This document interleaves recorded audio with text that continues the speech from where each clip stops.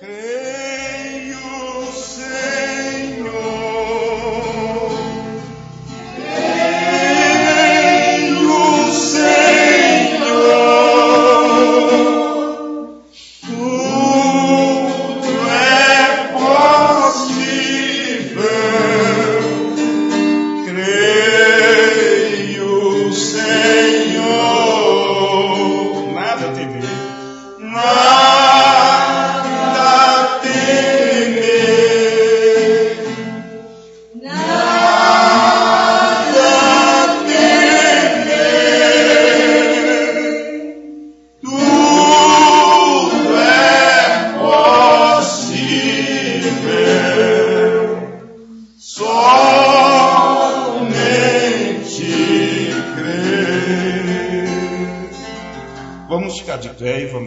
Ao Senhor, Deus poderoso e eterno Pai que estás nos céus, estamos agradecidos a Ti, Senhor, por este momento que tem chegado, quando Teus filhos desta região têm se reunido em torno de Tua palavra, buscando encontrar da parte do Senhor uma palavra de ânimo, de conforto, de confirmação, confirmando a nossa fé, a revelação que Tu tens nos dado. E agradecemos a Ti de todo o coração por o Senhor, nesse tempo do fim, ter designado para nós uma porção tão tremenda. Como disse o irmão Brana, um menu completo, os 7 pratos completos, a revelação dos 7 selos, a abertura, a totalidade de Tua palavra em nossas vidas.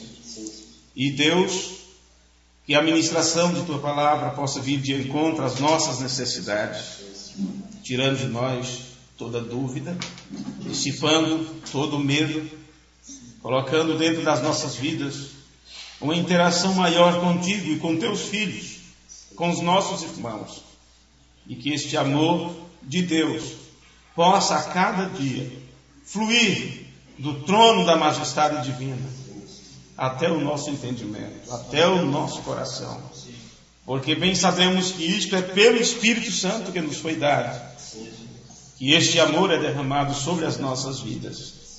Estamos à disposição do Senhor nesta hora. Bem sabemos das nossas fraquezas, dos nossos pecados, do quanto que temos sido falhos, cada um de nós sabemos disso. Ninguém está aqui para enganar a si mesmo, Senhor, ou enganar a própria consciência. Como disse o irmão Brando, não estou colocando ninguém em um galho, estou no galho com você. Estamos no mesmo apelo, estamos na mesma situação. E é por isso que ambos, cada um de nós, procuramos com humildade em nossas vidas, nos aproximar do trono da graça nesta hora, ao fim de alcançarmos misericórdia, porque nós cremos de todo o nosso coração que ainda há sangue no propiciatório por nossos pecados. Ainda há um intercessor por nós, um advogado entre Deus e o homem. E, Senhor, estamos procurando seguir Teus mandamentos, procurando seguir o meio que Tu tens estabelecido para nós seguirmos, ou para irmos até o Senhor. E que quando chegar aquele momento, Pai, se estamos sendo levados de glória em glória, de pensamento em pensamento, de palavra após palavra, e quando chegar o momento final do grande desfecho, desta grande cena que está se desenrolando no mundo, onde tempo e eternidade estão fundindo-se, estão se entrelaçando outra vez, que possamos no último estágio deste grande mover do Espírito, estarmos aptos para encontrar com o Senhor nos ares e irmos então para as nossas casas. Ajuda-nos mais uma vez nesta hora, que a compreensão de Tua palavra traga para nós mais e mais vida, que só pode vir do Autor da vida, para nos vivificar neste tempo quando o mundo está morrendo por estar separado do Senhor Deus. Ajuda-nos mais uma vez, te pedimos no nome amoroso de Teu Filho Jesus Cristo, para a Tua glória. Amém. Amém. Os irmãos podem sentar-se e, sendo este o segundo culto, aqui com os irmãos que moram aqui em São Joaquim, Cardoso Moreira, nós começamos ontem aquela palestra sobre o convite para a festa de casamento. Nós paramos em uma parte onde só em outro culto nós poderíamos dar continuidade e nós deixamos esta parte para hoje, já que Deus nos deu a oportunidade de estarmos juntos mais uma vez, não é?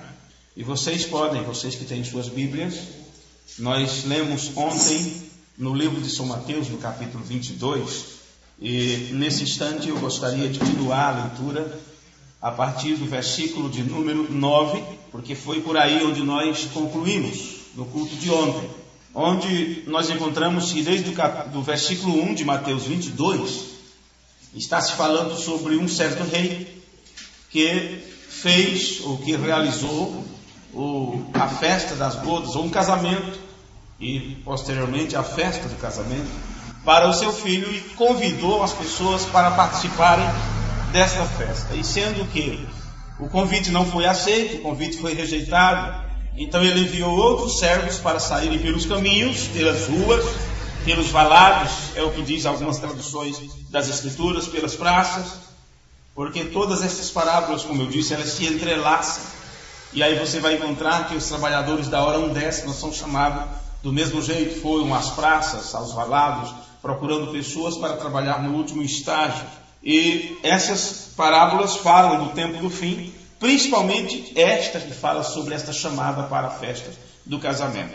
Então, como houve a rejeição, nós encontramos no versículo 9 estas palavras: e depois as saídas dos caminhos, e convidai para as bodas a todos os que encontrardes. Então aqui está sem distinção. Não é assim uma certa classe, ou uma classe melhor que outra. Todos que encontrardes. E os servos, saindo pelos caminhos, ajuntaram todos quantos encontraram, tanto maus como bons. Não é estranho isso? Os primeiros que foram convidados, eles não tinham problemas, vamos dizer assim, porque a Bíblia não faz referência a isto. No entanto, foi dito que estes não se encontraram dignos para o convite, porque eles rejeitaram. Mas agora, quando houve esta rejeição, foi dada a ordem para que os servos, ou os pregadores, ou os anjos, porque afinal de contas é a mesma parábola que fala sobre o tempo do fim, quando os anjos viriam aos quatro cantos da terra para recolher os filhos de Deus, ou a semente de Deus. E esses anjos, como o Bruno fala, anjo quer dizer mensageiro, e tanto se refere a um anjo celeste como a anjo terrestre. Aqui esses servos vão pelos caminhos, ou pelas entradas dos caminhos, e ajuntando todos, tanto os maus como bons. E você pode até se perguntar, como pode estes maus estarem junto dos bons para atender a este convite? Nós precisamos então entender algumas definições a respeito das Escrituras, como falamos no culto de ontem. E se você não entende a doutrina, ou ao que ela se refere, você não vai entender as palavras que foram ditas pelo autor. Tanto aquele que escreveu a Bíblia, o Espírito Santo usando homens, como aquele que veio no tempo do fim, trazendo a restauração da doutrina apostólica. Então nós encontramos que a palavra mal, que está aqui, tanto maus como bons, a palavra mal foi traduzida da palavra grega poneros. Eu não sei se é assim que pronuncia, porém é o que estou lendo como está escrito, P-O-N-E-R-O-S, poneros. E isto fala em um sentido físico, não no sentido de caráter, não no sentido de caráter, índole, né? Inclinação. Se tem uma inclinação má, que tem um caráter mau, uma índole péssima, horrível. Na verdade, a inclinação da carne leva o homem somente para as coisas deste mundo, mas a inclinação do espírito para as coisas do espírito. Por outro lado, encontramos que existem pessoas que em seu caráter, em sua índole, já é uma pessoa má. E já pregamos sobre isso, não sei se os irmãos acompanharam alguns estudos de anos atrás, onde nós estudamos um pouco exatamente esta palavra também, que estamos reestudando outra vez, onde nós fazemos aquela pergunta: a pessoa, quando ela rouba algo, furta, ela é ladrão porque rouba ou ela rouba porque é ladrão? Você nunca fez nada de ruim, nunca tomou nada de ninguém, daí a pouco assalta um banco. O que é que aconteceu? Ela se tornou um ladrão depois que assaltou? Não. Ela assaltou porque está isto em sua índole. Ela não se torna ladrão depois que rouba. E você encontra isso na epístola de João, onde diz, não como Caim, que matou seu irmão Abel. E por qual forma o matou? Porque as suas obras eram más. Veja, então as obras deles eram más, e por isso ele matou. Ele não matou, e a morte que ele cometeu não foi a obra má. Nós estudamos isso, parece um paradoxo, né? Parece um paradoxo. Aqui nós encontramos que estes mensageiros, depois que os outros rejeitaram, saíram procurando qualquer pessoa pelos caminhos e encontraram tanto maus como bons. Então, ao observarmos esta palavra aqui, ela vem da palavra grega poneros, que fala em um sentido físico, ou seja, aqueles que estavam doentes e cegos, coxos e mancos. Então eram pessoas necessitadas. Tinha aqueles que estavam bons e tinha aqueles que não estavam tão bons, estavam em necessidade. É como, aí por que fala mal? Uma coisa má não poderia ser apresentada a Deus, por isso o sumo sacerdote tinha o cuidado de examinar a ovelha que era trazida para o sacrifício. Vocês recordam desta passagem? No Antigo Testamento não podia ter mancha, não podia ter ruga, não podia ter algum ferimento, não podia ter perna quebrada, pata quebrada, seja o que for. Tinha que estar perfeito, não é? Perfeito. Então, se tinha algum defeito, então não era boa. Mas estes aqui, o convite foi dado tanto para bons quanto para maus. A estes que estavam em necessidade. Eles estavam parados. A festa nupcial, então, o versículo 9, aliás, o versículo 10, termina dizendo que e a festa nupcial foi cheia de convidados. Então, se encheu. Então, você observa aqui que este chamado, ele foi feito de uma natureza diferente. Ou este ministério saiu, foi dado, foi enviado para aqueles que tinham necessidade de cura física.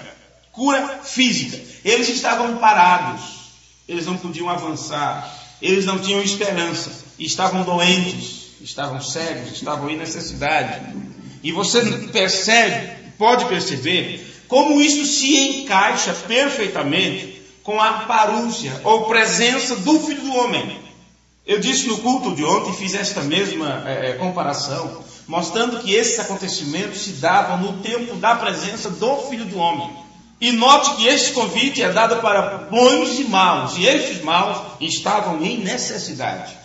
E isto encaixa perfeitamente com os acontecimentos do tempo da parúcia, ou a presença do Filho do Homem, como você encontra no livro de Malaquias, capítulo 4.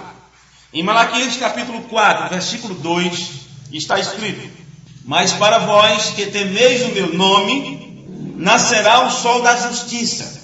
Você sabe que Malaquias 4 é onde fala a vinda de um mensageiro, de um profeta, no espírito de Elias, não é? Com o ministério de Elias. Mas antes que fale sobre Elias, está falando sobre este brilho, sobre este sol da justiça. Mas para vós que temeis o meu nome, nascerá o sol da justiça, trazendo curas. Eu não sei se em alguma Bíblia está salvação, trazendo salvação, certo? Mas a palavra ali é cura, nas suas asas. E saireis e crescereis como bezerros na estrebaria. Em outras palavras, saltitantes, cevador, não é? No cevador, na cocheira, na estrebaria. Então eles apenas comem e engordam e pulam para lá e para cá. Eles estão em constante festa. Eles não têm preocupação, porque a ração vai para eles ali. O alimento vai para eles. E tem alguém que cuida deles, que trata de suas feridas, trata que seja do que for, e dá-lhe comida para que eles engordem, cresçam. Então eles são comparados assim. Estas pessoas que receberiam esta presença do sol ficaria como bezerros na estrebaria, ou no cevador. Então você terá que juntar estas peças e notar que o irmão Branham chamou essa cura em suas asas, ou salvação em suas asas. O irmão Branham chamou isso de campanhas de cura, porque ele sabia qual ministério estava se desenvolvendo durante aquele período de tempo. No sermão, qual é a atração sobre a montanha? Qual é a atração sobre o monte? É o parágrafo 48 no inglês. Na tradução para Goiânia, ficou o parágrafo 100. Diz assim: vamos voltar a outra escritura no Velho Testamento, Malaquias capítulo 4, e ler aquele pequeno capítulo 4. Eis que aquele dia vem ardendo como um forno, todos os soberbos, todos os que cometem impiedade serão como paias. Agora, isto não Malaquias 3, era a primeira vinda. Agora está aqui a próxima vinda. Mesmo o doutor Scofield, aqui, eu certamente não concordo com ele em suas notas ao pé das páginas, mas ele tem isto em ordem aqui. A comissão de João para Malaquias 3 e a segunda vinda de Cristo. E antecipadamente, Elias. Muito bem. Todos os soberbos os abrasará, diz o Senhor dos Exércitos, de sorte que não lhes deixará nem raiz nem ramo. Mas agora, aí ele pergunta, onde está o inferno eterno então? Mas para vós que temeis o meu nome, nascerá o sol da justiça, e campanhas de salvação trará debaixo de suas asas. Então o irmão Branham, quando ele lê isto, nesta mensagem, ele mostra então campanhas de salvação, que se trata de campanhas de cura. Salvação trará debaixo das suas asas, saireis e crescereis como os bezerros no cedadouro. O irmão Branham então fala sobre campanha. E eu quero que você perceba uma vez mais que o irmão Branham atribuiu estes convidados, ele atribui a estes convidados a mesma coisa que nós estamos apresentando aqui. O que nós falamos ontem, o que estamos falando hoje, foi a mesma coisa que o irmão Branham falou. No sermão A Ceia das Bodas, no parágrafo 29, veja bem o que ele diz. Agora no Oriente, vamos voltar e pegar o costume, o que ele disse para fazer.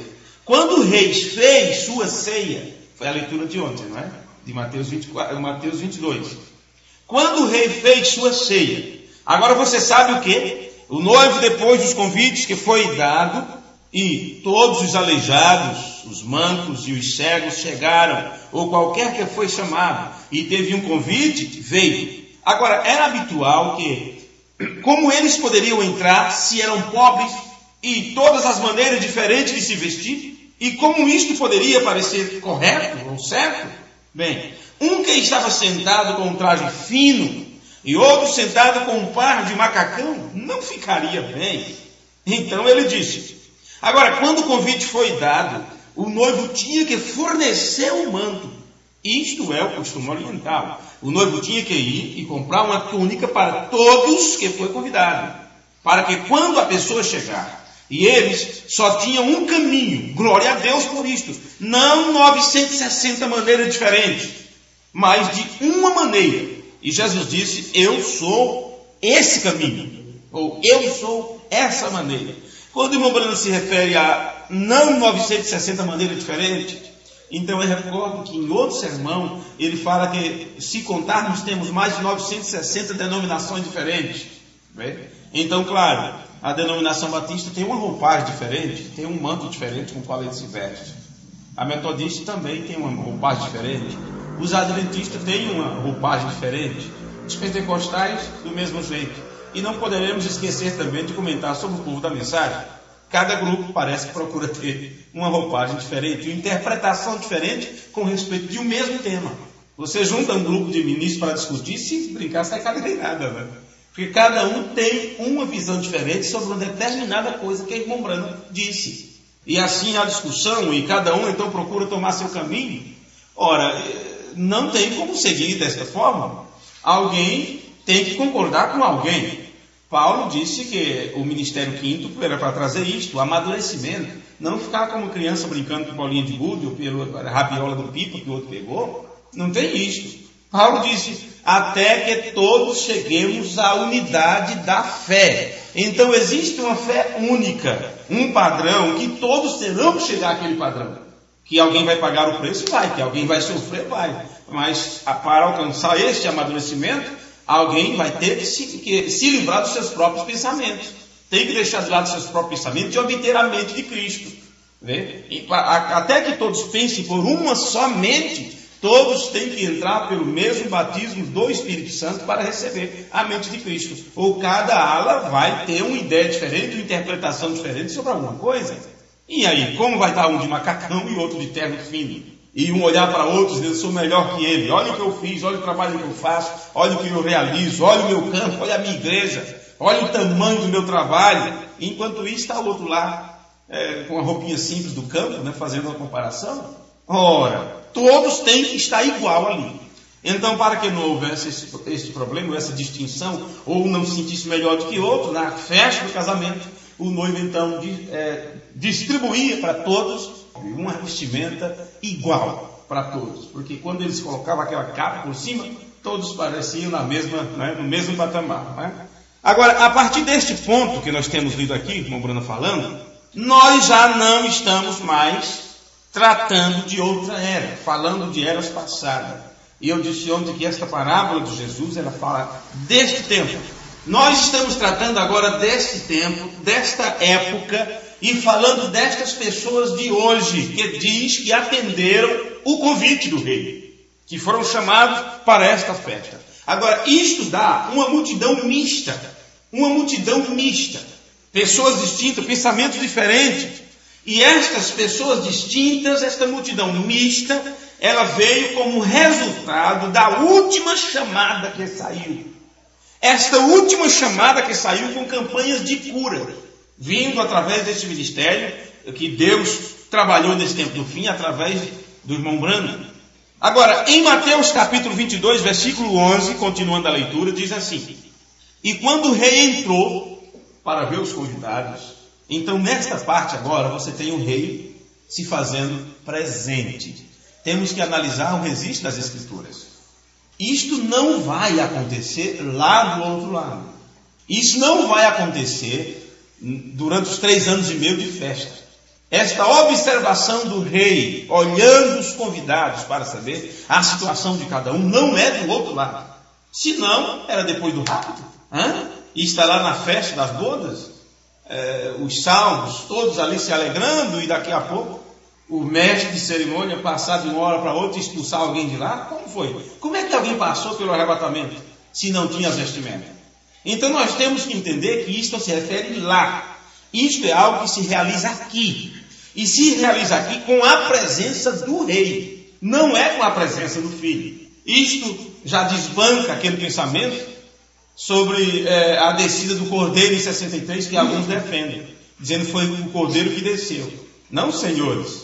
Quem faz essa extensão é aquilo que o Bruno fala na mensagem, o sinal, quando o inspetor olhava para ver se os vagões estavam selados, e ele disse que esse inspetor é o Espírito Santo, correto? Esse inspetor é o Espírito Santo, que é Deus mesmo. Então veja, e quando o rei entrou para ver os convidados, viu ali um homem que não estava trajando com veste nupcial. Ele não estava vestido com a veste que os outros estavam. Você nota que nesta parte agora fala da presença do rei. A presença do rei com seus convidados, e eles estão no casamento. Se você queira mais algum pensamento do irmão Brando sobre isto, no sermão Deus guarda a sua palavra, no sermão Provando Sua Palavra, melhor dizendo, tem 2 sermões com esse título, Provando Sua Palavra. Em um destes, ele disse que hoje a igreja já está casada. Este casamento se refere à união da igreja com Cristo, o Espírito Santo. Porque se a igreja não se unir com Cristo, a palavra, ela nunca estará apta para ir para este casamento com Cristo, o Filho de Deus. Se as pessoas não sabem o que é Cristo e Cristo, elas se confundem, né? Cristo, aquele que unge, Cristo, aquele que é ungido, e Cristo, a própria unção em si. Então nós temos Deus, o Espírito Santo, que é Cristo. Nós temos Cristo, aquele que recebe a unção de Deus, que é Jesus, que é ungido com o Espírito Santo. Deus ungiu a Jesus de Nazaré, e vocês sabem, tal e tal. E o próprio ato de ungir também é chamado Cristo. Então, primeiro a igreja une-se com Cristo, é o casamento da igreja com a palavra. Deus mesmo, ela se torna uma com a palavra. Ou ela não estará apta para se tornar a esposa de Jesus Cristo. Ele virá buscar uma igreja que está unida com a palavra. E nesta união com a palavra, ela recebe as vestes nupciais. E é igual, porque não pode haver duas palavras, não pode haver duas revelações diferentes, tem que ser apenas uma só fé, não é? Que é uma só revelação. E esta é a revelação de Jesus Cristo. Então, o que acontece? O rei está presente com seus convidados. O irmão Branham disse: este é o aparecer de Cristo. Este é o aparecer de Cristo. Ele está aparecendo em nosso meio agora. E um homem aparece sem a veste nupcial, sem aquela vestimenta.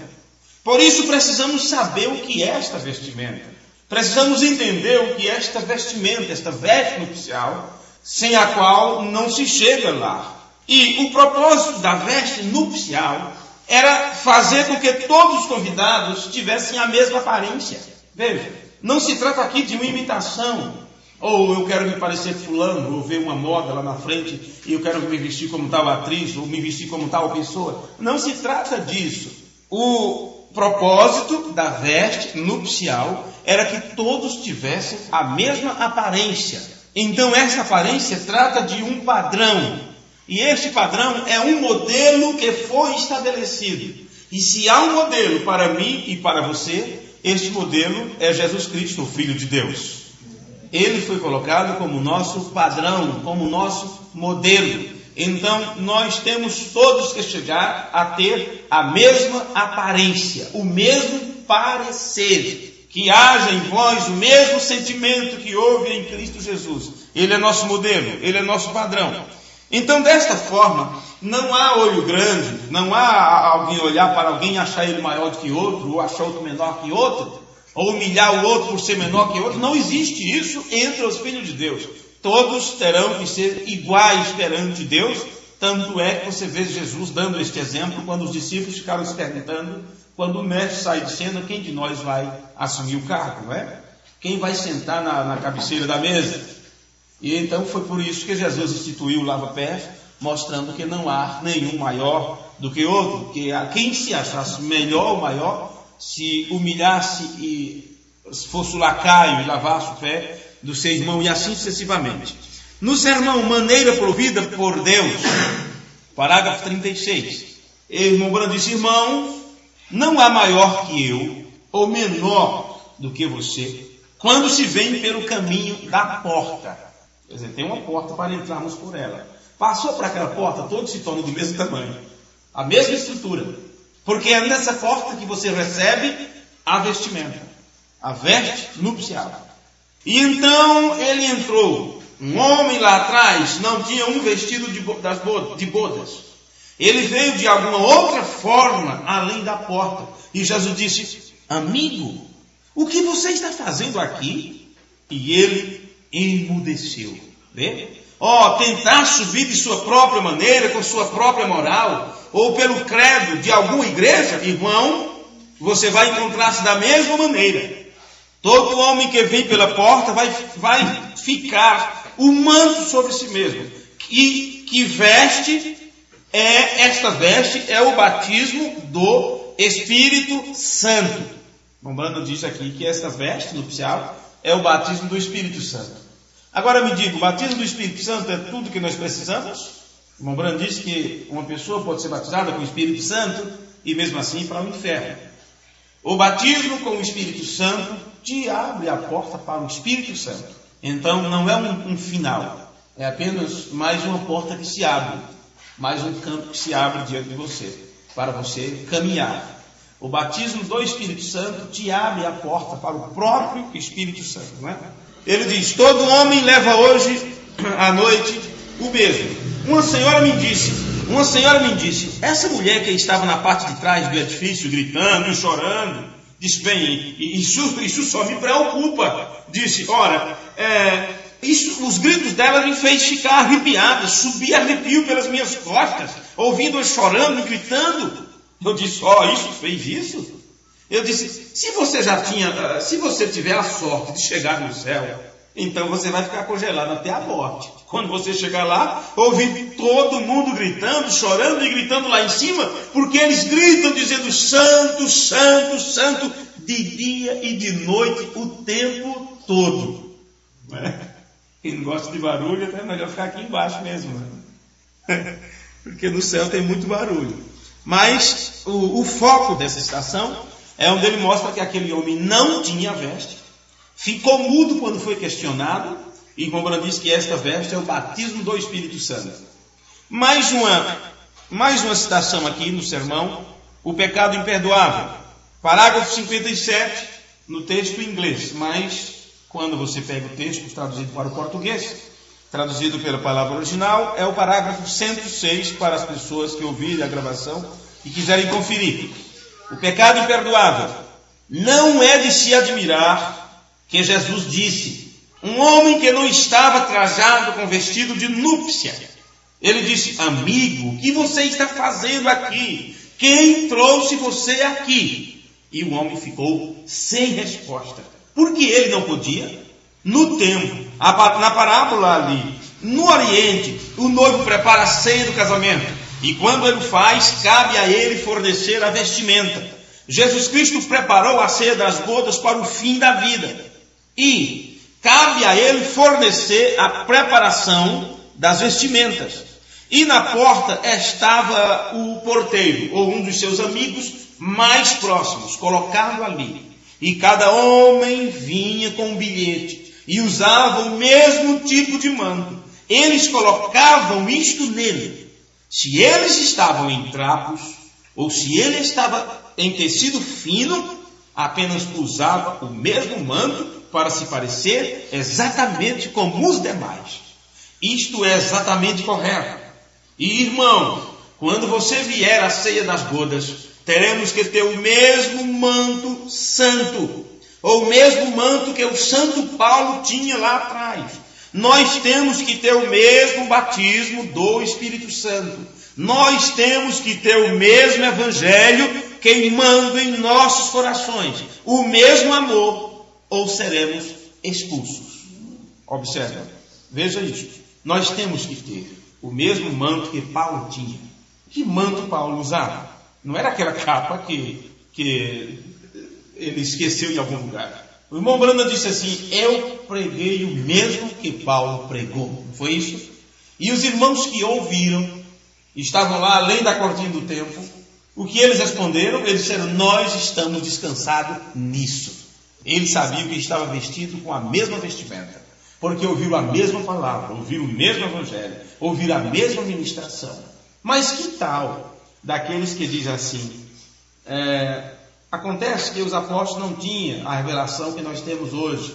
Eu já ouvi isso de irmãos, quando apresentei para eles as palavras de Paulo, de Pedro, de Tiago, de João, mostrando a respeito de Deus e seu Filho, aquela velha discussão.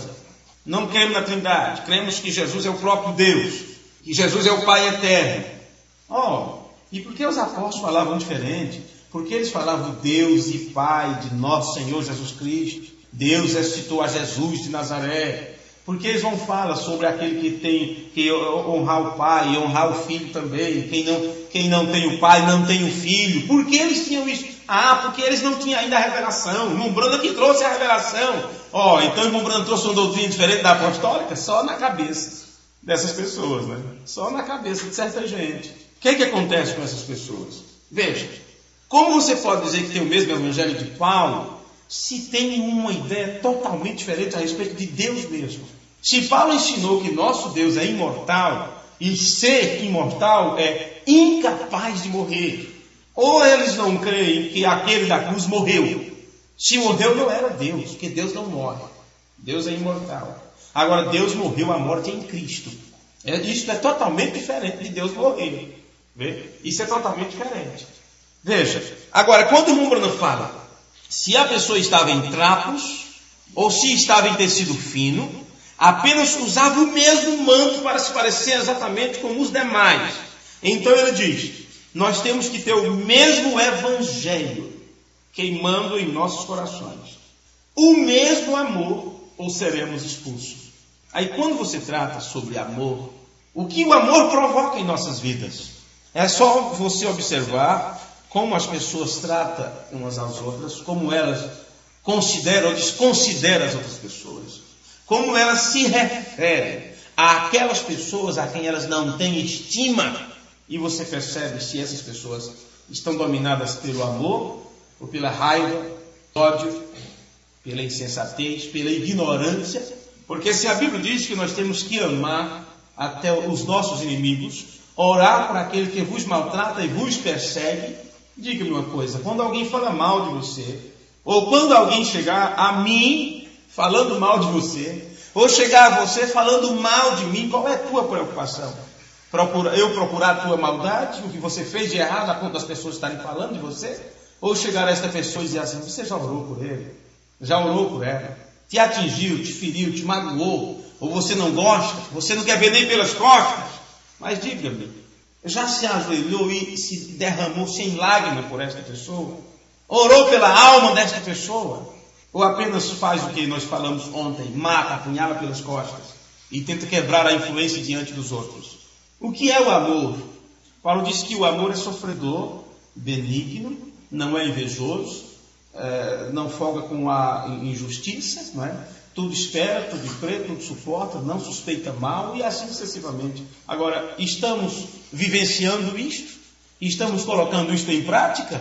Sabe o que o irmão Branham disse no sermão da palavra, uma que fala sobre a revelação da palavra, eu esqueci agora, estudamos ela há alguns meses atrás, mas é onde ele fala sobre agora estamos começando a entender a mensagem. Cristo, eu não lembro agora o título, passou pela cabeça, mas eu lembro da citação. Ele diz assim, irmãos e irmãs, ele fala sobre a visão na cortina do templo, e ele diz, somente o amor perfeito estará lá, somente o amor perfeito estará ali. Então, neste sermão, deixa-me ver o título desse agora, o pecado imperdoável, ele diz, se não houver amor, veja, se não tivermos o mesmo evangelho queimando em nossos corações, o mesmo amor que os irmãos lá da igreja primitiva tiveram, ele disse, seremos expulsos. Então, isto, nós temos que levar isto com toda a seriedade que como humanos conseguimos alcançar. Temos que levar isto a sério. E este expulso não é lá do outro lado. Este expulsamento, vamos dizer assim, é realizado deste lado. Porque o rei tem descido. Como eu sempre tenho dito a vocês, Deus não está no céu. Deus desceu à terra. Como ele desceu no tempo de Moisés e disse, eu desci para libertar meu povo. Como aconteceu no período de Jesus, que ele veio habitar completamente em plenitude em Jesus Cristo, nesse tempo do fim, Deus desceu à terra. Disto se tratava a aparência de Cristo, o aparecer de Cristo, a manifestação do Filho do Homem, é Deus descendo à terra. E ele só sai da terra com a igreja, ele só sai da terra com a noiva, porque ao Espírito Santo sair da terra, é para se encarnar em Jesus Cristo nas nuvens. Irmão Branham disse no primeiro cedo. O Espírito Santo está conosco hoje, quando ele se encarnar para nós, na pessoa de Jesus Cristo, nós o coroaremos Rei dos Reis e Senhor dos Senhores. Esse Deus está aqui cuidando disto, é onde serão todos ensinados por Deus. Não é o homem que ensina o quíntuplo de Efésios, de apóstolo, profeta, evangelista, pastores e mestres. Não é ofício de homem, mesmo que Deus esteja usando homens, mas é um trabalho de Deus mesmo, onde nenhum homem pode se gloriar disso. É Deus mesmo quem está fazendo esse trabalho aqui na terra.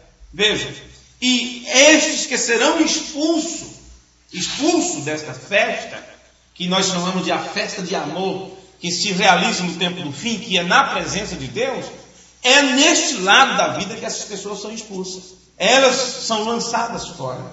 De alguma forma elas se entristecerão, ficarão sem palavra, não terão resposta, porque na verdade não sabem o que falar, e isso não significa que elas não digam alguma coisa, elas sempre estarão falando, mas o que elas falam não é a palavra de Deus, então elas não falam nada. A verdade é essa. Mesmo que estejam pregando constantemente, mas o que pregam é uma interpretação, então não pregam.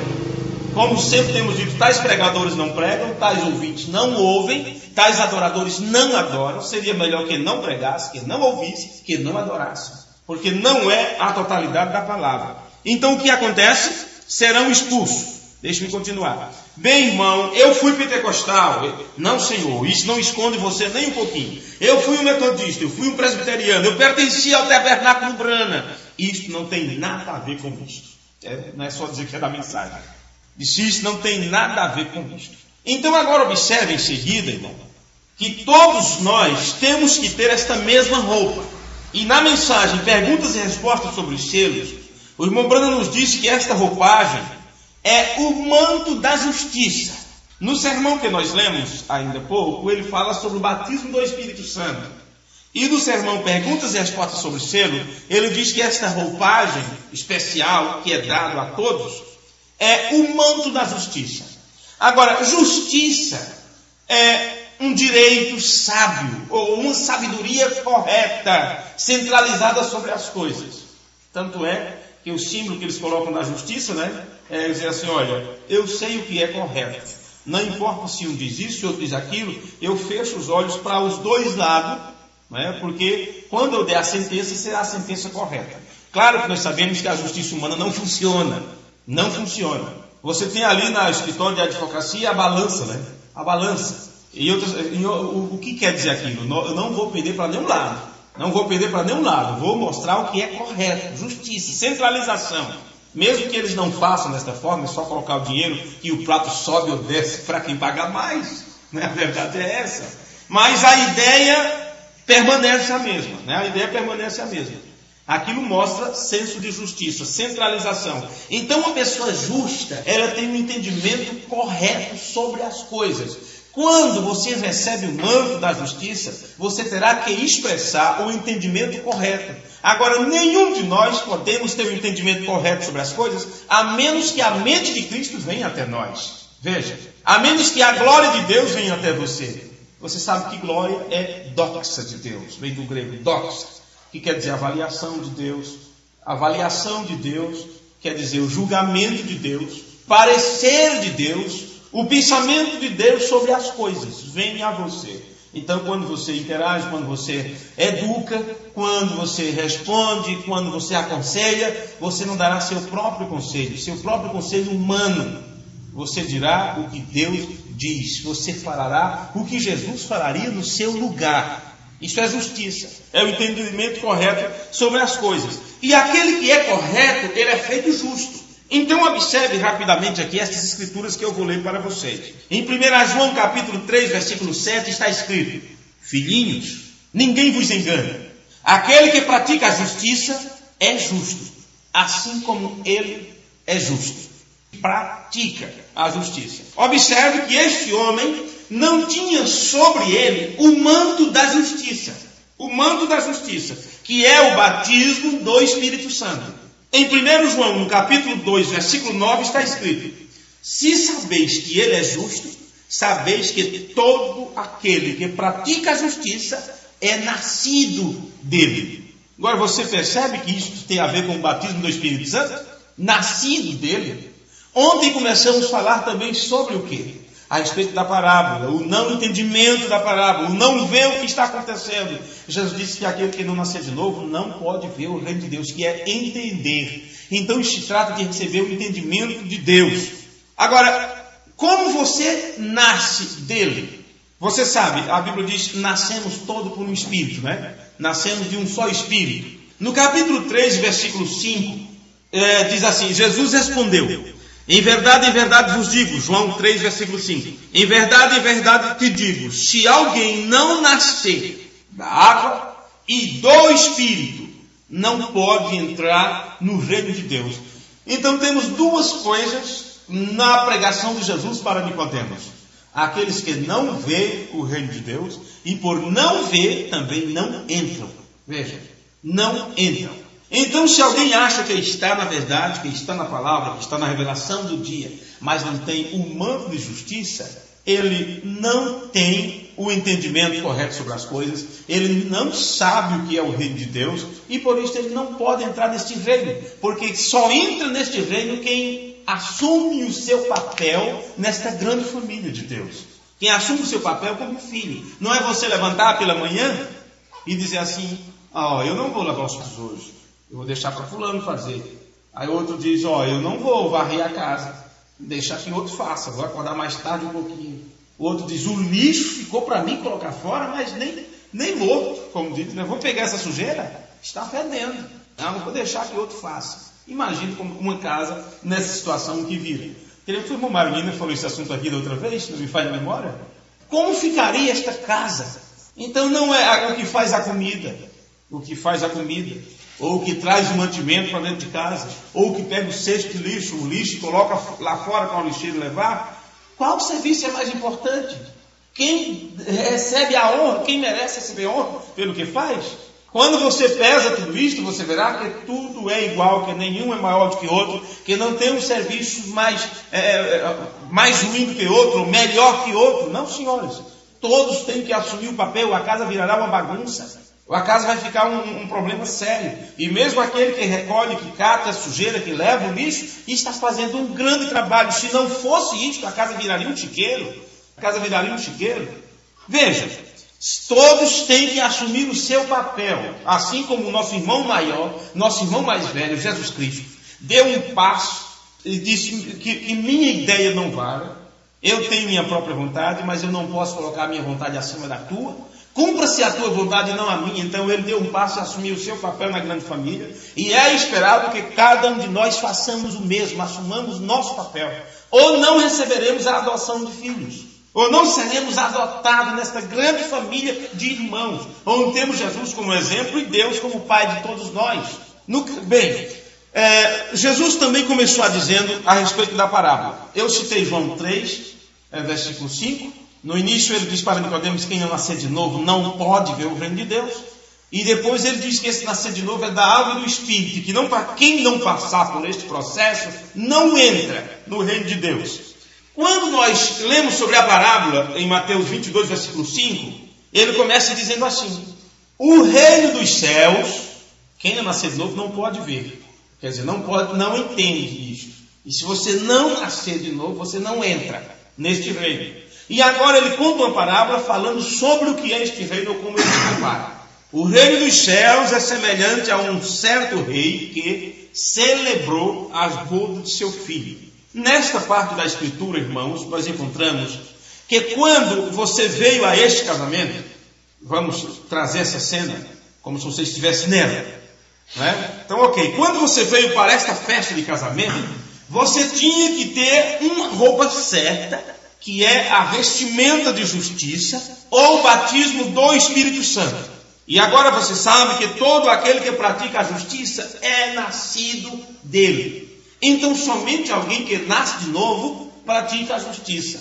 Ou significa ter um entendimento correto sobre as coisas. Bem, a Escritura também nos diz que a menos que você seja nascido do Espírito de Deus, você não pode entrar, e ninguém podia entrar sem ter esta veste sobre ele. O apóstolo Paulo deixou registrado na primeira epístola aos Coríntios, capítulo 12, versículo 13. Pois em um só Espírito, todos nós batizados somos em um só corpo, quer sejamos judeus ou gentios, quer escravos ou livres, quer dizer, sem distinção. E todos nós foi dado a beber de um só Espírito. E assim então nós podemos descobrir por nós mesmos que uma pessoa, ao ler estas Escrituras, que uma pessoa veio a este casamento sem a veste própria, sem a vestimenta própria. E no versículo 11 de Mateus 22, que estamos pegando aqui as Escrituras, mas sempre mostrando no livro de Mateus 22. No versículo 11 diz assim: quando o rei entrou para ver os convidados, viu ali um homem que não estava em um vestido de casamento. E ele disse: amigo, como entraste, não tendo veste nupcial? E ele emudeceu. Observe que esta pessoa ficou sem palavras. E agora você vai entender melhor porque falei sobre o entendimento correto, sobre justiça e todas estas coisas. Esta pessoa ficou sem palavras. Ele não podia falar. Ele estava na presença do rei e ele não tinha o que dizer. Ele não teve resposta para a pergunta. Agora, somos informados de que os justos teriam uma coragem de falar na presença de Deus no momento da parúcia de Cristo. Jesus falou sobre cuidar para permanecer de pé na presença do Filho do Homem. Veja, hoje sabemos o que é a manifestação do Filho do Homem. Este não podia falar na presença do rei. Mas a Bíblia fala que os filhos de Deus, no tempo do fim, teriam coragem de falar diante desta presença, ou no tempo da parúcia de Cristo. Veja o que está em 1 João capítulo 2, versículo 28. E agora, filhinhos, permanecei nele. Para quê? Quando ele se manifestar. Aqui está uma palavra que temos que estudar, porque aqui fala de manifestação. E manifestação é revelação. Era o tempo quando ele se revelaria. É o tempo quando Deus mostraria a sua face. E precisávamos de um profeta para nos apontar esta face de Deus. No sermão Olhe, ele diz, pode acontecer que a pessoa esteja distraída, mas alguém vê aquilo e aponta e diz, olha. Então ele chama a tua atenção. E é interessante, o irmão Brando pregou isto logo depois do aparecimento daquela grande nuvem. Creio que é o primeiro sermão que ele pregou depois da revelação dos 7 selos. Ele teve que pregar, olhe, porque ele estava chamando a atenção da igreja para algo. O irmão Brando disse que aquela nuvem, aquele rosto de Cristo apresentou a face da deidade suprema, do juiz supremo. É o tempo do Apocalipse, ou Apocalipse, revelação de Jesus Cristo, quando ele se desvela, porque era o tempo que Deus viria para ser endoxado em seus santos. Você tem nas Escrituras, para ser glorificado nos seus santos. Que glória, doxa, glorificado, endoxado. Ou a mesma mente de Deus vem para a igreja. Há um transplante de mente, na verdade. Há uma transformação de entendimento. É quando você chega na posição de ficar como Jesus e dizer, eu penso assim, eu achava desse jeito, eu criei dessa forma, mas o que vale o meu pensar, o meu entendimento? Eu tenho que deixar isso de lado. Era bom? Era. Porque o que Paulo tinha sobre a lei era boa, justa. Ele disse, a lei é boa, perfeita, justa, tudo, porque eles ficavam salvos. Não é? Mas, no entanto, ele sendo cumpridor da lei, quando ele encontrou com a revelação de Jesus Cristo, ele disse, isto aqui eu vou considerar como esterco. E não pense que Paulo estava desfazendo da lei. Porque Paulo estava usando aquilo como um fertilizante para agora a semente do evangelho estava sendo plantada ali. Não é que Paulo estava considerando aquilo como lixo, mas ele estava considerando como esterco, ou em como outra tradução diz, fertilizante. Veio para fertilizar, quer dizer, uma base, para que a terra ficasse úmida ao redor. Tanto é que para ele poder entender a revelação de Jesus Cristo para aquela época, ele teve que estudar o Velho Testamento por 3 anos e meio, para poder saber que era a mesma coisa, o mesmo Deus que apareceu no pilar de fogo para Moisés, apareceu para ele. Veja. Então, veja isto, filhinhos, permanecei nele, para que quando ele se manifestar, tenhamos confiança e não sejamos confundidos por ele na sua parúcia. Na sua Bíblia está na sua vinda. Mas eu deixei de ler desta forma há muito tempo, desde que eu entendi que a palavra vinda ali é parúcia, e os tradutores traduziram errado. A palavra ali é parúcia, ou aparecer de Cristo. Que João está dizendo, não sejamos confundidos na sua presença, no seu aparecer, na sua parúcia. Temos um profeta que disse que temos que prestar atenção nas duas coisas, aparição e vinda. São duas palavras diferentes, com sentido diferente, e ele disse, agora é o aparecer. A vinda será logo, será em breve. Mas o aparecer de Cristo é agora. E é neste aparecer de Cristo que se daria a sua manifestação. A sua manifestação em glória. E os filhos de Deus foram alertados pelas Escrituras que permanecesse nele, para que quando chegasse o tempo da sua aparição, estas pessoas não ficassem confundidas. Quer dizer, sem saber o que dizer. Sem entender o que está acontecendo. No capítulo 4 de 1 João, versículo 17, está escrito, nisto é perfeito o amor, que tenhamos confiança no dia do juízo. Quando é esse dia do juízo? Quando é esse dia de juízo? O irmão Brandon disse, estou diante do julgamento agora mesmo. Estamos diante de um tribunal de julgamento agora mesmo. Se não fosse isso, ele não teria pregado o sermão O Julgamento e Um Julgamento. Onde ele, conversando com o pastor advogado esses dias, entramos nesse detalhe. Que coisa tremenda. onde o irmão Branham apresentou aquela peça para as pessoas, mostrou o juiz, mostrou o advogado, mostrou o acusador, o advogado de defesa e o que acusa, mostrou os jurados para defender a palavra de Deus. Não sei se vocês já leram esse sermão ou lembram do que o irmão Branham pregou desse sermão. O que estava acontecendo? Você acha que o irmão Branham entendia tanto de leis dessa forma? O que acontece é que o juiz supremo estava presente. Ele tinha que pregar exatamente isto, porque nesse período de tempo, a manifestação de Deus aqui nesta terra era a mesma que apareceu no tempo de Abraão, no tempo da destruição de Sodoma e Gomorra, quando aquele ser que Abraão chamou de Senhor, de Elohim, Abraão depois disse assim: como posso eu não lembro agora as palavras de Abraão, mas ele o chamou de o juiz de toda a terra. Agora eu lembrei: porventura não faria justiça o juiz de toda a terra? Foi assim que Deus foi chamado por Abraão. É a mesma manifestação que tem descido à terra nesse tempo do fim, o juiz. No dia do julgamento do trono branco, a sentença que será dada é a mesma sentença que tem sido dada agora, através desta mensagem. Tanto é, o irmão Branham pregou a advertência e depois o juízo, onde ele diz: Deus não chama o homem a julgamento sem antes lhes advertir. E a advertência que Deus dá é mostrando o que deve ser feito para não entrar no julgamento. E o julgamento é dito que vai ser a sentença. As pessoas já sabem qual será a sua sentença no dia do juízo, no dia do julgamento, porque o juiz já veio. E nesta vinda do juiz tem aqueles que ficam sem entender, sem palavras, mas tem aqueles que sabem o que falar. E não é porque tem alguma coisa boa em mim, você para falar, é porque você fala aquilo que ele já tem dito. Você faz exatamente como Jesus. Ele diz: como eu ouço, assim eu julgo. Não é que Jesus ouvia das pessoas e fazia uma avaliação do que elas tinham dito. Jesus ouvia de seu Pai.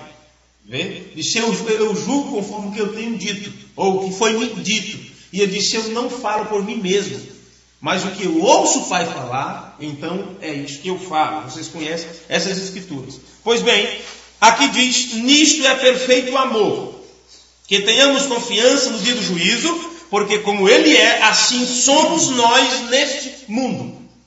A palavra grega aqui, que fala desta ousadia de falar, e na sua Bíblia está confiança. Na maioria das Bíblias, João Ferreira de Almeida e outras versões, está que tenhamos confiança. Esta parte foi traduzida da palavra grega, que nos daria o sentido de intrepidez no discurso. É a palavra parresia. P-A-R-R-E-S-I-A. Parresia. Se ficaria mais fácil se colocasse um PH, parresia. Mais ou menos assim a pronúncia. Esta palavra parresia, onde você tem na sua Bíblia confiança, que seria intrepidez, e você a tem em 1 João capítulo 4, versículo 17. Esta palavra parresia significa liberdade para falar. Veja que coisa.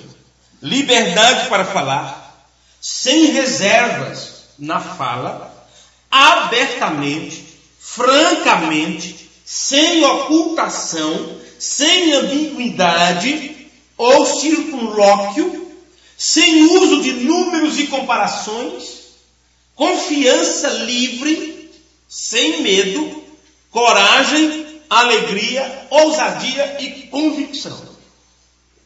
Essas 9 coisas aqui, designações que vêm desta palavra parresia, seria dada apenas para os filhos no tempo da presença de Deus. E por que eles têm intrepidez em falar? Porque eles têm confiança em falar. Porque eles não falam de si próprio. Eles não pregam de si mesmo, eles não ensinam de si mesmo. Tudo que falar, tudo que ensinar tem que estar nas Escrituras. Tem que ser provada pela mensagem, não é uma interpretação. Vê? É a mesma coisa que Jesus disse: a doutrina não é minha. O que eu ensino eu ouvi de meu Pai. E isto vai passando de um para o outro, que é fazer eco de outro. Bem, chegou na hora de concluir, mas só deixe-me adiantar até uma parte onde possamos concluir isto. Vamos ver onde tem mais esta palavra aqui. Em Atos capítulo 4, versículo 13, diz: Então eles, vendo a intrepidez de Pedro e João, aqui está a faresia outra vez. Eles, vendo a intrepidez de Pedro e João, e percebendo que eram homens iletrados e incultos, admiraram-se e tomaram conhecimento deles, que eles haviam estado com Jesus. Veja, por isso eles falavam com intrepidez, com ousadia, porque eles tinham aprendido de Jesus o que eles estavam levando adiante. Vê? Outro lugar onde tem a mesma palavra está em Atos capítulo 4, versículo 31. E tendo eles orado, tremeu o lugar onde estavam reunidos, e todos foram cheios do Espírito Santo e falavam a palavra de Deus com ousadia. Aqui mais uma vez nós temos no original grego a palavra faresia. Agora veja que isto está em contraste com aquele camaradinha que estava sem o manto da justiça, que estava sem o batismo do Espírito Santo, que estava sem o novo nascimento, que não entendia o reino de Deus, que não podia ver o reino de Deus, e por isso ele não tinha o que falar. Qualquer coisa que essa pessoa falasse era contrária às Escrituras. Qualquer coisa que essa pessoa falasse era uma interpretação da mensagem. Porque esta parábola fala desse tempo que nós estamos vivendo. Mas aqui você está vendo que tem estes que têm que ter esta intrepidez, ou esta faresia. Em Efésios 3, versículo 12, nós temos esta mesma palavra. Porque sempre estamos inserindo estas palavras na mente das pessoas. Porque o irmão Branda falou determinados termos que somente um estudioso perspicaz poderia ter notado. E foi o que lhe veio e fez quando ele descobriu esses termos que o irmão Branda usou. E ele disse, por que o irmão Branda pregou estas coisas? Então ele, ao estudar os sermões do irmão Branda, muitos sermões que ele estava presente, ouvindo o irmão Branda falar abertamente, ele pôde ver as 8 palavras gregas. Que quando você pega essas outras 8 palavras gregas e compara, elas estão em todo o Novo Testamento e fala em todo o trabalho que Deus prometeu realizar no tempo do Filho. Que é faresia, faneiro, parúcia, apocalipse, epifaneia e assim vai. Eu esqueci os outros agora. Dunamis, são 8 palavras gregas. Elas estão entrelaçadas em todo o Novo Testamento, tudo. Tanto é que quando você tem a palavra vinda, a segunda vinda, a vinda do Filho do Homem, tudo ali é parúcia, que significa presença. Vinda, quando é que vem? Sempre está vindo. Presença é diferente. Não é? Presença, você está ali e realiza um trabalho. Irmão Brando diz, a presença é agora. E não tem nada a ver com a vinda. São palavras diferentes. Se bem que a presença está aqui, a presença de Deus está aqui para nos apontar para a vinda. Se alguém dizer, isso não é nada novidade, porque sempre sabemos que Deus estava presente, todo o tempo sempre se fala que Deus está presente, Não, senhores, Deus não está presente como Ele esteve durante as eras.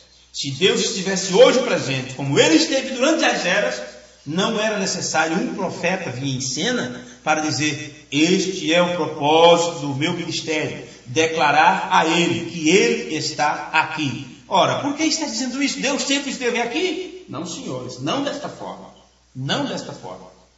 Essa é a presença literal de Deus aqui na terra. Deus desceu à terra nesse tempo do fim para realizar um trabalho. No no livro de Hebreus, capítulo 4, versículo 16, nós encontramos agora esta palavra faresia, que você tem a tradução como confiança, mostrando que é só com isto que você se aproxima do trono.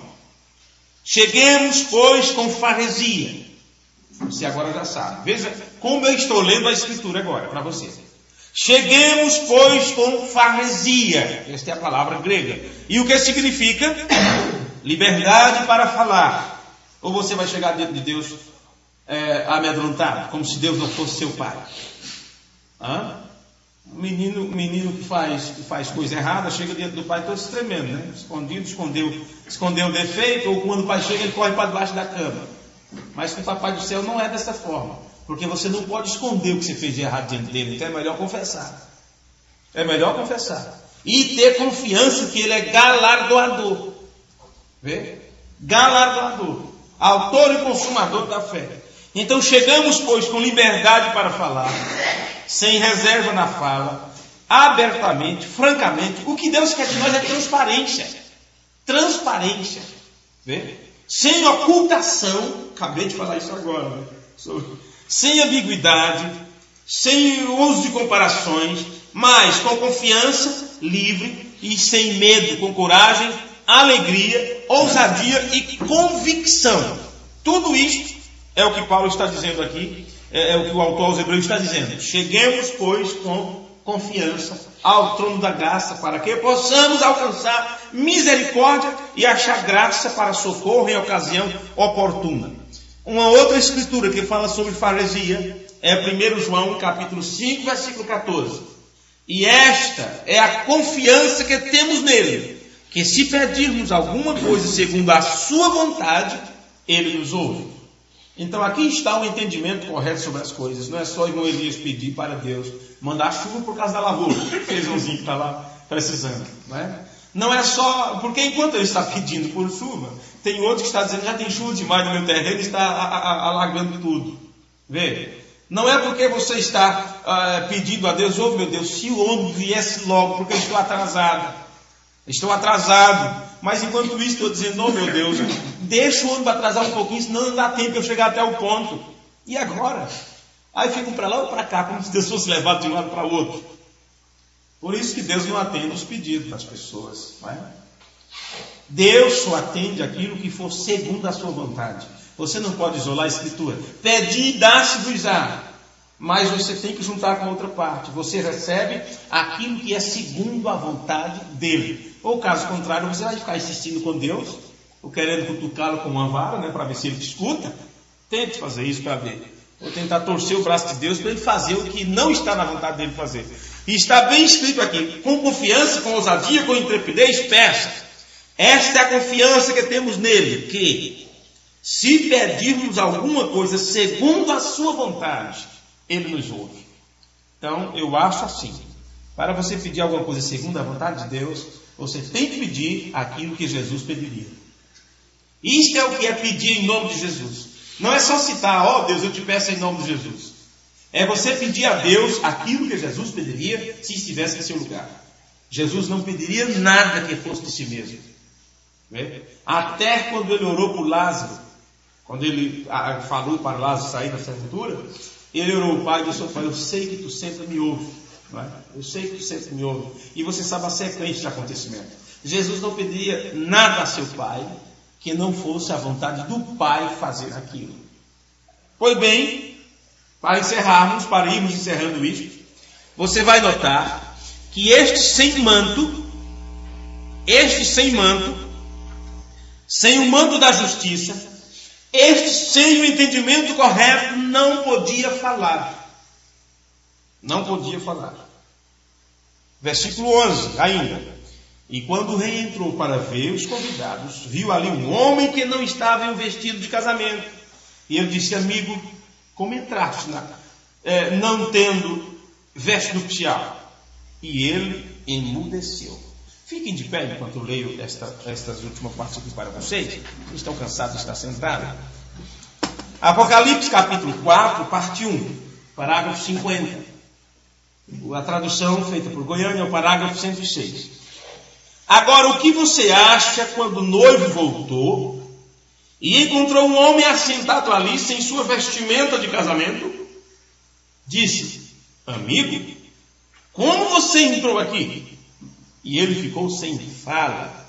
Isto mostrou que ele havia entrado por alguma outra forma além da porta. Ele entrou pela janela, ele entrou pela porta de trás, e ele o chamou de amigo. Mostrou que ele era um membro de igreja. Então não era qualquer pessoa. Se o irmão Brando disse, todo o Novo Testamento fala desta hora. Veja, o sermão Shalom. Todo o Novo Testamento fala desta hora. Então, o que nós temos que entender, quando nós pegamos isso, como o Brando está pregando sobre o Novo Testamento, sobre esta parábola, você tem que entender que esta pessoa pertencia à mensagem. Pertencia à mensagem. Ele o chamou de amigo, mostrou que era membro da igreja. Amigo, como você entrou aqui sem a vestimenta própria? Agora Jesus disse isto, ele mesmo. Ele o chamou, e ele chamou o porteiro e disse, amável, pés e mãos, e ele foi lançado fora nas trevas, onde havia choro, lamentação e ranger de dentes. Estas são as próprias palavras de Cristo, correto? Ele foi lançado para fora, porque isto provou que sem as vestimentas das bodas, ele havia vindo por alguma outra maneira além da porta. Isso é mente, é doutrina, é pensamento. É semente foi semeada, o tipo de mensagem foi semeada, mostra que aquela pessoa não tinha entrado pela porta, pela palavra, pela forma correta. Ele veio e disse: para ser a palavra de Deus, ela tem que ser 100% pura, ou já não é a palavra de Deus. Então nós não precisamos entrar em detalhes. Vocês têm acompanhado o estudo doutrinário há anos a fio, sabem do que estamos tratando, do que estamos falando. Ele foi lançado para fora. Isto provou. Se ele tivesse vindo pela porta, ele teria recebido a roupagem do casamento. Ouçam isto. Então, se a roupagem do casamento é o batismo com o Espírito Santo, como seremos representados de algum outro modo? E se a primeira era da igreja teve que vir através da porta, Cristo Jesus, sendo batizado em nome de Jesus Cristo, recebendo o batismo com o Espírito Santo, colocando a roupagem do casamento, como poderemos vir de algum outro modo? Se você vem através da metodista, através da batista, através dos pentecostais, ou qualquer outra denominação, você será amarrado, lançado nas trevas exteriores. Você tem que vir através de Jesus Cristo, o caminho, a porta, a verdade, a vida. Amém. Eu vou continuar lá em Francisco Morato. Eu gostei do tema. Nós temos ainda algumas escrituras, algumas citações, e no próximo culto talvez vocês ouvirão a transmissão, se tudo der certo, e nós continuaremos esse tema. Vamos apenas orar e agradecer a Deus pela oportunidade que Ele nos deu de estarmos juntos uma vez mais. Obrigado, Senhor, por esse dia que nos deste, por esta noite, por este ajuntamento, pelos meus irmãos e minhas irmãs, companheiros que Tu nos deste para nos ajudar nesta caminhada, sem os quais nos sentiríamos sozinhos, sem os quais ficaríamos tão solitários neste mundo. Como estava Elias, escondido na cova, dizendo: mataram todos os teus profetas, derrubaram os teus altares, destruíram todos, somente eu fiquei. Mas, Pai, foi muito bom ele saber que tinha mais alguém por trás das montanhas, por trás dos morros, que não tinham dobrado seus joelhos, ou que não tinham sido confundidos, mas que continuavam adorando o Deus Todo-Poderoso e recebendo ministração do alto, Senhor. É bom saber que em algum lugar temos irmãos como estes, que oram por nós, que velam por nós, que amam e que demonstram este amor, não com palavras, como já falei ontem, mas com demonstração de poder, que é virtude, que é força, energia em ação, e que agem e que interagem com justiça, com sensibilidade espiritual. Obrigado por cada filho Teu espalhado pelo mundo, e que em momentos como este nos faz sentir tão especiais, Senhor, quando sabemos que estamos participando do mesmo ato, da mesma cena que está se desenvolvendo na terra. Pai bendito, bem sabemos que ainda não somos o que devemos ser, ainda não temos chegado ao lugar que Tu exiges de nós através de Tua palavra. Te pedimos no nome de Jesus Cristo que o Senhor nos ajude a chegar no topo, no fim da montanha, da estatura do varão perfeito, o lugar de onde seremos tirados para casa, onde seremos levados. Não sabemos se nos veremos outra vez aqui nessa dimensão. Não sabemos se em um próximo encontro todos estaremos com vida, com saúde, ou seja como for. Mas esta não deve ser a nossa preocupação. Nós precisamos, da Tua parte, ter a certeza que quando nos encontrarmos, que possamos estar unidos na mesma fé, na mesma convicção, com as nossas almas interagindo com o Espírito Santo, recebendo a cada dia a porção de Tua palavra. Mesmo que não haja culto, mesmo que não haja pregação, mesmo que não haja igreja, Como diz a tua palavra, ainda que a figueira não floresça, ainda que a terra não dê seu fruto, todavia estaremos nos alegrando no Senhor, esperando no Deus da nossa salvação. Era a tua promessa, Senhor, que o sol da justiça viria trazendo cura, salvação sobre suas asas. E este é o tempo do qual a Bíblia falava, Senhor. Que haja cura para as nossas vidas, Senhor. Para a nossa alma, para o nosso espírito. Cada dia que ainda ficarmos aqui na terra, sabemos que estamos nos aproximando do final, do clímax dessa história humana. Cada batida que dá ao nosso coração, estamos aproximando do nosso fim terreno. Ó Deus, consola nossas almas, abre o nosso entendimento para compreender os teus mistérios. Perdoa as nossas fraquezas, Senhor, e nos fortalece a cada dia pelo teu Espírito Santo. Que o Senhor possa consolar a cada um de nós, quando nos distanciamos uns dos outros. Que o Senhor nos ajude a cada dia. Quando o adversário tenta agarrar qualquer um de nós, bem sabemos que temos um sumo pastor que dá a vida pelas ovelhas, que cuida das ovelhas.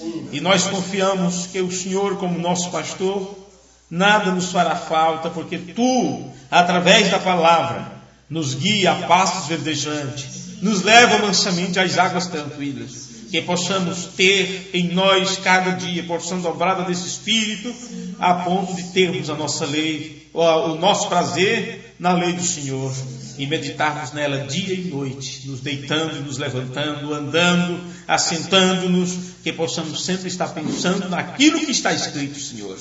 Ajuda-nos a cada dia a viver a Tua palavra, a amar como Jesus amou, sentir como Jesus sentiu, a cuidar uns dos outros com amor cristão, a orar uns pelos outros. Ó Deus, que a vida de Cristo possa ser vivida através de nós. Assim como Jesus deu a vida por nós, que possamos nós entregar a Ele nossas vidas, para que Ele viva, continue vivendo através das nossas vidas enquanto estivermos aqui na terra.